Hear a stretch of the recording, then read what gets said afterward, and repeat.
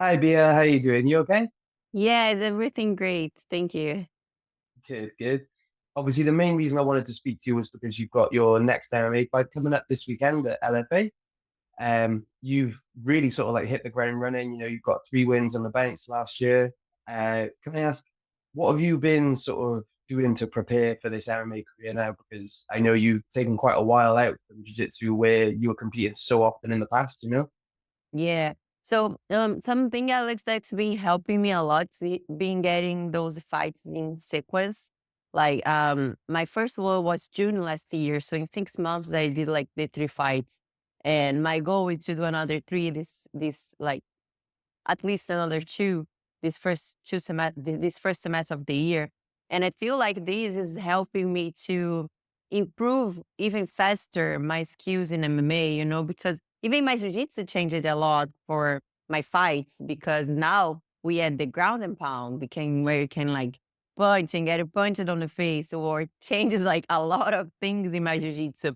And but to finally like training at American Top Team and having so many high levels athletes around me that like helps me a lot with their skills and like experience, sharing like their knowledge. And of course, all my coaches, um, getting these fights back to back is helping me in my improving as an MMA fighter goes like quickly because like every fighter, like as soon as I finish a fighting, I take like 1 week off and I go back to train and then like, oh, what did I do wrong? My mistakes. What can I improve? What do I need to get better? What can I do to be first in the fights? Like those things like that helps a lot when you have like those fights like in a row, and I'm loving it. And can I ask, because obviously all three of the fights now you finished by submission, and I think that's kind of that's always going to be the goal, isn't it? Someone in your shoes. And can I ask, with like the next sort of like couple of fights that you've got lined up, are you planning on sort of like working on your striking more or anything like that? I've been working a lot on my striking because I feel like like this is how the fights begun. Begin the fight, it's you need striking. But my goal is not to be a striker. Like I'm a grappler. I don't want to change that. My goal in the fight is to get the submission. But to get to that point, I need to have a good skills on my striking where gonna make me able to shoot it for my takedowns and then get it to the ground where I'm able to submit. So pretty much my goal on my striking is to be able to defend myself, to not get hit, not get cut, and then be able to close the distance and get into my takedowns, my wrestling and judo throws, and where I can like take the fight to the ground where I feel more comfortable, of course, and not miss that. And like, of course, keep the positions. I think that's something really important sometimes. If you don't have a good control, you're gonna lose everything and reset from the beginning. What I don't like at all, like because then now I'm back to striking where it's not like my main goal. So, of course, like I feel like I can have the power of the knockout because I feel like my punches are stronger. All the coaches like always say like believe on your striking because you improve and you're getting better. But the goal when we train is to close the distance to get to the takedowns and bring the fight to the floor. But if they let it some opening, the knockout's gonna come for sure. Awesome. And I know obviously you've been fighting like on the regional circuit. You've had the 2 fights for LFA, and then before that it was Spartan Fight Night. Mhm. So are you sticking with LFA for the next couple of fights now, or are you sort of like looking for bigger promotions to move on to soon? Or My goal, of course, is going to UFC as soon as possible. That's like my main goal. But right now, I'm very happy fighting to LFA. It's gonna be my third fight. The show is amazing. The crew who works there is like very friendly. Ed, the owner, like he's always like so friendly, helping me to get the fights. The matchmaker. I feel very home fighting at LFA. So right now, I'm skipping with LFA until I'm able to get a bigger contract. Probably UFC is going to be my next step. But maybe before that, who knows? I can fight my next fight for the belt, LFA belt, bantamweight. It's empty.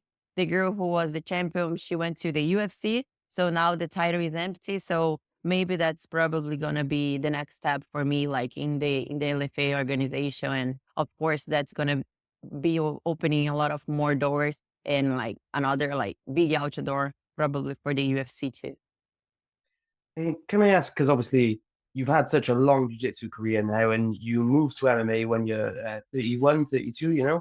So how come you sort of waited quite later in your career before you decided to make that jump? Honestly, it was a tough decision. Like it took me a long time, like to get like really the steps that I had to do to go to MMA. I've been thinking about to do MMA for a couple years before I really like took the steps because it's not just like changing careers, but everything that I had to open my hands and give up on my jujitsu background journey, you know, like because in jujitsu we have like a calendar every year.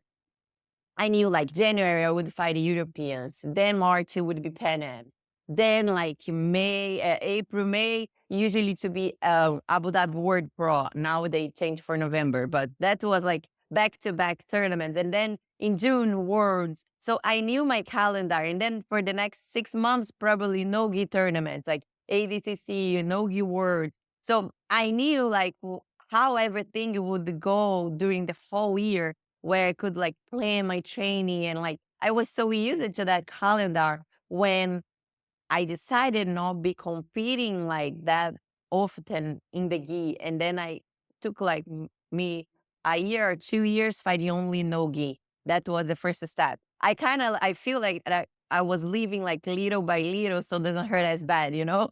And then like I was doing only like no gi tournaments and then only super fights. And this was like mentally working of like giving up that like lifetime, you know, because it was so many years doing the same thing. It's like really weird, like not having that anymore, you know, even knowing that I'm moving like for something bigger and that's gonna challenge me even more. But at beginning was like very, very hard to get that decision said, no, now I'm not gonna compete anymore. And but like little by little, I took the steps and but I honestly really feel that my MMA career really started when I moved here to Florida and I started training an American top team. It was September 2023 because I was doing the trainings for MMA before, but it was so hard because I had to do like Muay Thai one academy and then boxing another academy, wrestling another academy, Jiu-Jitsu another academy. So like these like running around to find the best trainings was like really, really tough, especially when in the beginning you don't really have the experience to know what you need. And that was when I was like, man, I feel like that's getting like harder because I don't know exactly what I need. I need like somebody like to giving me the steps and say, "B, you're gonna do this, you're gonna do that. That's how we're gonna plan everything." And that's why I decided to move to American Top Team. And Pahompa, that's my head coach. He's the one that like, "B, let's go. We're gonna put like the rules and everything." And he made like my training schedule and everything. And so I honestly feel that's when I really started my MMA career because then was everything lined up, you know, like different than when I was running side to side, like trying to find the way and not really like finding it, you know?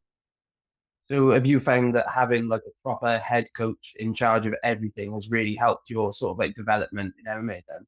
Yeah, 100%. Like, but Humpa, my head coach, he's like, he goes out, he does everything. Like he worries about like my weight, my training, if I'm training too much, if I'm doing too much physical training. Sometimes like I remember like for my first or second fight, I was doing so much strength conditioning every day pretty much because I felt like my cardio wasn't good enough. So I was doing extra trainings. And then he was like, man, I feel like you're getting tired for sparring. What's going on? What training you did yesterday? And then I started telling him all the trainings I was doing. You crazy? Oh, then you think you're tired and then you train more and you get more tired. And now you come here and not able like to do everything you have to do. No, you gotta rest. Rest is part of the trade. And then like all the time he like pulls me back because I just wanna like train and train and train. And he's like, no, like there's like rest and like the right time for everything, you know? And like each fight that of course is different because some fights I need like better skills for my striking, some fights better skills for my wrestling. And my jiu-jitsu is always gonna be there. But each fight I try to focus on something. This fight, for example, I next fight I focus on boxing, this fight I focus on wrestling. And he's the one that I was like guiding me on that like where to go more for each fight, what I'm gonna need the most, and not just thinking about it, each fight that I'm doing, but of course thinking like ahead that what I'm gonna need for the rest of my career. And man, it's like just like so clarifying everything, to having him there to tell me and to pass me the experience he had with all the other athletes. He's been like a coach like for a long time so far right now, and he has like so many big champions already on his background career as a coach, and makes like me feel comfortable and confident to just like so much easier to just follow whatever he tells me than like trying to find my way and like sometimes not going the right direction, you know. So I feel like that's what I had done in my jiu-jitsu career when I met my coach Leticia. She was already a world champion, like very like well-known black belt, like high level. So when I met her, I was just following her steps. She was still competing back then, and I was a blue belt. So I was just like, oh, okay, physical train now? Okay, let's go. Oh, now we're gonna do? Okay, let's go. Now we're gonna do competition class? Let's go. So that way is like so much easier because you have already somebody successful telling you what you need to do, what you need the most, and what you need the way you need to follow to go that I call that's my shortcut, you know, like it's not really a shortcut because I have to train as hard as everybody, but that therefore of course helped me a lot of not like missing time because I don't have much time left for starting a new career, you know. I have like really short than I had like with my jiu-jitsu because I had like over 20 years in my jiu-jitsu career. That's not gonna happen on my MMA career. So I really need to get all the little shortcuts that I can like to be able to grow as much as I can in my career. Yeah, I think that's a really good way of looking at it as well, is that it is going to save you time in the long run, having someone to guide you through all those steps. And you mentioned obviously coming up under Letitia. Can I ask when was it that you first sort of decided to make jiu-jitsu your career as a job, as a lifestyle sort of thing? To be honest, it happening very, very naturally. Because I started jiu-jitsu, I was 5 years old. So I was very young. I was just a kid. But it's very interesting because my parents always like supported me a lot, even in my competitions and everything. They saw how much patience I had for the jiu-jitsu journey and training and like competing that they were supporting me so much during like my teenager and young time, where they would take me to competitions like pretty much every weekend. And I mean, like, if you look like Brazil is not like well known for like it's well known for jiu-jitsu, but not it's not like a sport that gonna give you like a future, a career or something like very big unless you inside of like that jiu-jitsu community. My parents never done jiu-jitsu, so they didn't know how good that could be for me, especially being a girl, you know. But I don't know. I think it's God's hand that like guided them, like just let she do it. If she like it, let she do it.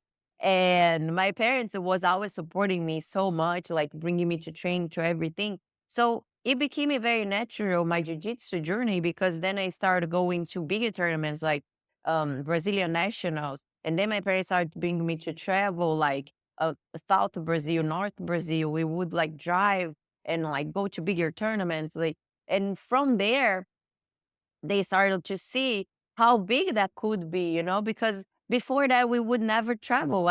We started traveling more to go to jiu-jitsu tournaments. That was like the thing, like the whole family trip jiu-jitsu tournament, you know. And then after that, I feel like I really decided to do jiu-jitsu when I was a blue belt and I did my first world tournament.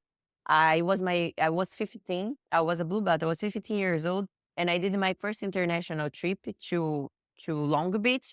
To my first words was 2007, and I don't think I would ever had that opportunity if it wasn't jiu-jitsu, you know. And being there and seeing everything, all the black belts competing, how huge it was, like going to another country, uh, getting to learn another culture, like things that I don't think I would be able to do if it wasn't the sport, you know? So from there, I feel like that's what opened up more my eyes because I was still young. I was 15, but that was something that I look up to the black belts on Sunday. Everybody fighting, like the big mat, everybody watching, like playing songs of the teams, that environment. That is something that I was like, man, I want to be there one day, I want to be that person in the middle where like wins and get the microphone and do the speech and say thank you to everybody. I said, I wanna be there one day. And I feel like that's when I saw the other side of like being a professional athlete, But it honestly, like, it was never like some time that I said, oh no, from now I'm gonna be official or athlete. No. Since I was a teenager and kid, my mom would take me to nutritionists. I would like not eat to go out with my friends in the weekend because I had tournaments. So things like that I feel that was very naturally turning me into the professional athlete I became. That was like nothing. I didn't really had somebody or my parents wasn't fighters or my brothers and like, nobody in my family had these kind of life before. I was the very first one, but everything happened very naturally because my parents never forced me to train. It was something that I loved it so much. It was like the other way around. Like if I didn't do something, if you don't do your homework, you're not going to jiu-jitsu. Okay, the homework now, Like so jiu-jitsu was kind of like the exchange they had, like to make me do like everything correctly because I wanted to train and I love that so much that I would do everything to stay training and to keep it focused, to be able to go to the tournaments and all those things. So it's funny because it's very uncommon um, in Brazil, like to be like that. I feel like here in America, it's very common to have the parents supported because of like the scholarships. It's very common with wrestling, like baseball, like so many sports that is very common for the parents to understand that the kid likes to do some sports, has the seasons, But in Brazil, that's not normal. So I was lucky that my parents saw that light somehow that I would become a good jiu-jitsu fighter. And you mentioned obviously seeing the black belts competing on the Sunday and sort of wanting to be there. And I think you've been there pretty much more than anyone else around. There's only one other person that's won more world titles than you, and it's an incredible achievement. 10 world titles over the course of 8 or 9 years, I think. And for you, the last Worlds you did was obviously 2021. Have you got any plans to return at all, or is it anything that you're considering, or is the door closed on that for now? No, right now I feel like I closed that door for my gi tournaments, especially worlds, it's like such a big tournament that like you need so much like training and it's like it's really tough to be there, like there's not just like body and like your skills, but your mental is like a whole thing that it gotta be like in common to make you be able to be there and to do a good perform at the word, especially like word finals, like the next day, that feeling that you're going there only for your finals is like half and half. You and one person. Somebody's gonna win that day. And like all days like this mix of feelings of that you have it to be very focused to be there. And one of the reasons that I decided to do MMA was to get it that fire up of like I remember when I won my first world title and I was like, man, that feeling of the new, of the unknowing, that's like so amazing. And after like, of course, every title, every 10 titles that I had, it was different emotions, different everything, especially the last one because I kind of felt that was my last one already because I was already on that transition of, oh, I want to go MMA, I want to go MMA. And so each one had a different feeling, but by the end, I felt that was more something just inside of me that fire wasn't like light enough of like the desire of like, oh, the new feelings, and so that's one of the reasons I decided to do MMA to have that like desire of like, oh my God, what's gonna happen? How is it? Like, how is it when you get in the cage? They lock the cage and then you're there, the only you and the girl, and like something's gonna happen. So that those are like feelings of the unknowing that moves me a lot on my competition careers. And it was like that in jiu-jitsu. So in some point I felt like if I won one title, oh, Bia won again. But if I lost, oh, you see that girl, she beat Bia, like, and that kind of thing, it wasn't like, it was like fighting with my fire and like the love I had of the competition, and I was like, man, it's not gonna make any difference on my career anymore. Like I am the professional I am already, and like one more world title or one less is not gonna make any difference anymore. But going for something bigger like MMA, I can achieve so much more like people like to know jiu-jitsu, because now I'm in another world where I can show jiu-jitsu how efficient my jiu-jitsu can be in the MMA. And now all the public who watching me is gonna know about jiu-jitsu, and they're gonna look for jiu-jitsu and look how bigger and more people I can achieve in the whole world.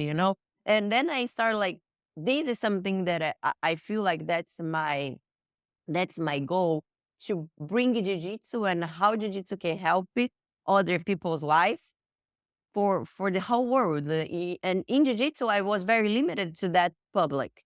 And going now to MMA, I feel like I can achieve so much more people and show them how good can jiu-jitsu be for your whole life, not just inside of the mat, but outside of the mat, how many improvements it can bring for your whole life as the career you want to have. Like, you can be a doctor, you can be a lawyer, but jiu-jitsu is going to help you to improve your dedication, your focus, your desire of like doing things and being better every day. So I feel that's like my main goal. It's not just fight, because fighting probably like in the next like 10 years, I'm not going to be able to fight as hard as I can. I'm going to be old and broke already. My back hurts, my neck hurts. But the everything that I learned during my journey, that I can bring it to people, that's the legacy I'm gonna leave there, and I'm gonna keep bringing with me, like sharing all my knowledge. That's something that's gonna be there forever, and that I can keep it like having it no matter how old I'm gonna be. I can speak it to so many people how good it can be, and maybe it's gonna come to some parents that may not believe in their kids, or maybe it's gonna come for some kids that not trusting on themselves how big they can be. So this is kind of like what keeps me moving like forward in this like fighting journey. And of course, the jiu-jitsu is gonna be always my love and my passion, but I don't plan competing right now anymore in the gi, but no gi, yes. Well, yeah, I mean, you've still done ADCC twice since then, obviously 2022 and 2024. The last one, obviously, you got the silver and bronze medal, and so you're guaranteed to get the invite now next time around. Do you see yourself returning again for ADCC 2026? I hope the plans by there, I'm able to do it, because the ADCC is such a fun tournament. I love doing it. I know it was very hard already this time for me competing, like planning between my MMA training and my jiu-jitsu training, because MMA right now is my goal. So I cannot just like stopping like training for like 3 months to train just jiu-jitsu. I cannot just like stop. Oh no, I'm not gonna do Muay Thai or boxing. I'm just gonna be doing wrestling and jiu-jitsu because I have a jiu-jitsu tournament. That's like something that cannot happen, because I need to keep my improvement on my MMA career. And that's my main goal. But of course, if I'm able to put in between each fight, I can put like some tournaments, some super fights, or even ADCC when it comes up. If I don't have any big fights in the same month or couple weeks of difference, I will love it to do that, because I feel like, just as I said, right now it's something that I do for the fans and to achieve more people in this world than just like winning or losing. And of course, I want to win all the time. I hate losing. I don't like bronze and silver or no medals. I want to win. But I feel like that's something more than just winning, than just being the champion. Is like all the people. When I went out there for ADCC, all the kids was there like asking for like signing their shirts or the hats. That love of the public. Oh, can we take a picture? This is something that doesn't have a price. Like the medals doesn't matter, but this love, this environment that I can have with the public when I'm out there in these tournaments of jiu-jitsu, it's something that's like warms my heart, and that's like something amazing that I don't want to miss. So of course, anytime that I have the opportunity to be doing jiu-jitsu tournaments, if it's not gonna break down my focus, the focus on my MMA career, I'm gonna do it 100%. And if you're mentioning that, you might take the occasional super fight as well, is there any specific opponents that you've seen over the last year or two that you wouldn't mind facing in a single match?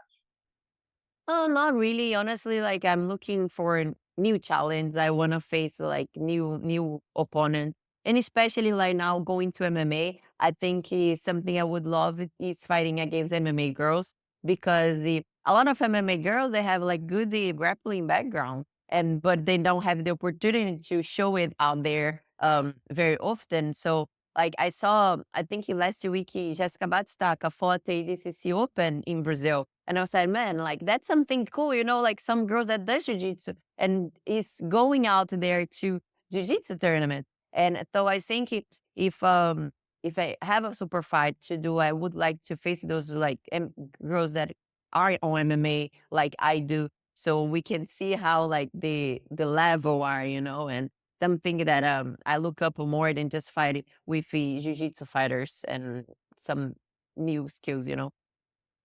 Well, yeah, I think competing against an MMA fighter in a jiu-jitsu match is the style that they're going to bring is more suited to what you're actually preparing for. Whereas, if you fight a jiu-jitsu competitor, especially at your weight, it's pretty likely they might pull guard and that sort of thing. Where that's not going Yeah. to happen in any MMA fight. Yes, exactly. Yeah, that's something you mentioned that's like very, very important. Like because sometimes like I feel like frustrating on my jujitsu mats where like they just pull guard and I'm like, man, I train like 1,000 takedowns to do over here. Now I cannot do it anymore. Like, like it's frustrating me. And then like they uses some positions just totally and like not progressing and like I want to just like porrada and like go forward. Let's do some like cool shit like over there.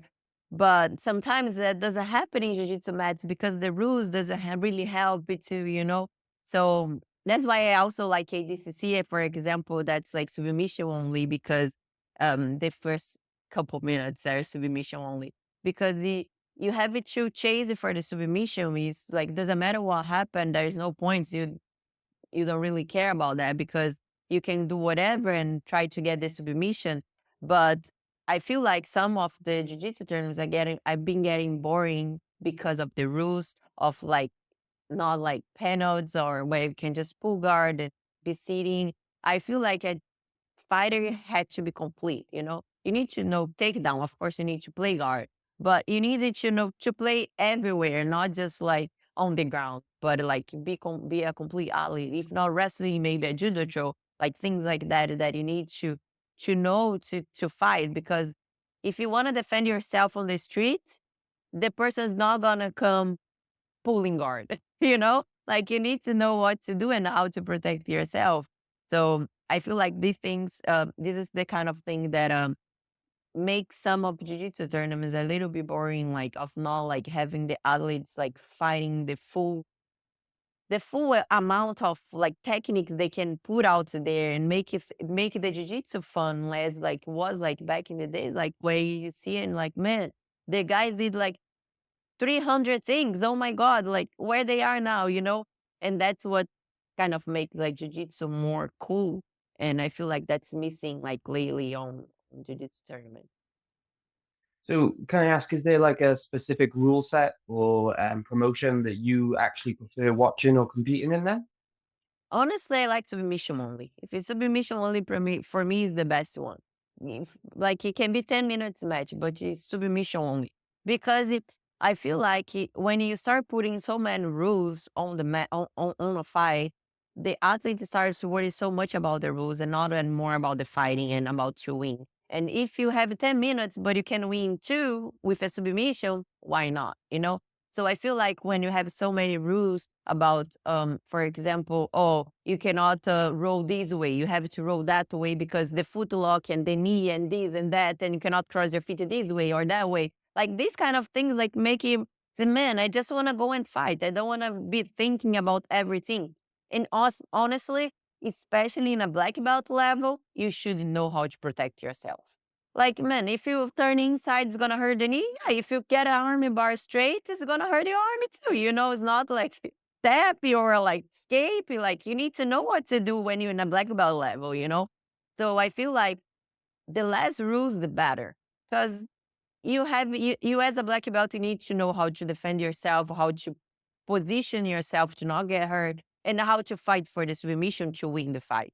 That's, I think, it's the main goal. Like, point is okay, it's gonna make you like not even the fight, but man, the main goal is submission. So go for that, like fight for that, and that makes the fight so much more fun. So that's why, like for me, submission only is the best rule set that can have. No rules, submission.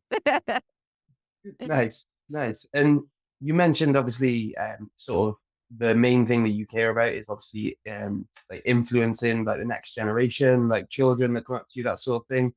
So when you do eventually call it a day in MMA as well, are you going to open up your own academy and teach the next generation yourself? I think so. I think one of my goals is to have my own academy. It's something that is kind of hard for me because I really like traveling and teaching seminars. So for me to have my own academy, I already thinking ahead, but like I feel like I need somebody that I really trust to be with me to hold the classes when I need to travel for my seminar or anything like that. But I think that's one of my goals to have my students, especially competition class. I love like teaching competition class. I honestly I don't really like beginners, but a competition I really like. But they gotta begin somewhere, right? But I wanted to have in my own academy, to have in my legacy, my students, to keep it that alive, to keep it my everything that I learned um on on going, keep it going. And but of course, if one of the things is I like the most is to travel and teach seminars because I feel like I can achieve so much more people around the world. And so in the future, I think about like to balance people. And also one of the things that I'm planning to do is like a lot of speeches, seminars for like people that works in buildings or like not involved in just with fights. A lot of like nurses that need to know how to protect themselves when they like having overnight shifts in the hospitals. Like or even like girls that work in the nightclubs that you need to know to protect themselves against like guys that are like overreaching them, like so things like that I feel like is important, and not many people that look to that side of like going to people that are not involved with the fireworks, like, but to give them what they can have if they do jujitsu, if they have a self defense, not just like physically, but mentally. I feel that's the very first point, that they need to be strong mentally and know that they can protect themselves if they have the empowerment of like posturing like correctly. They will not even need the power of their body, but the way that they can posture and they can talk and they can like say yes or no and putting themselves out there is going to change everything. And I feel this empowerment comes with the fight, comes with the self-defense, the jiu-jitsu knowledge. So that's like something that I really look up to do and to bring it out to people that doesn't do fight or doesn't do anything, but they to open their mind of what they missing out there. Awesome, awesome. I mean, that's pretty much everything I got time for you now. Is there anything that you want to say or anyone that you want to give a thanks to or anything like that before I let you go? Oh, I appreciate Alex for your time. And I just want to say thank you to my team, American Top team, my coaches, my Jiu-Jitsu fans that are always supporting me. And I'm ready to go out there on next Thursday and give it all, get the submission, first round if possible. But I'm just really happy with this new journey and with the support that I've been having of all my fans, understanding that my jiu-jitsu career is not done. It's just like in a different rule set right now, MMA rule set, bag up, ground and pound and everything. But I'm just really happy with how that's about the corner to happen, like signing with the UFC pretty soon, hopefully still this year. And just happy with all my improvements and everything that I've been done, and all the people out there are gonna be able to achieve with this new journey. Awesome. Well, thanks very much for your time and take care. Okay. Thank you, Alex. Bye bye. Yeah. Thank you. Bye bye, Bia.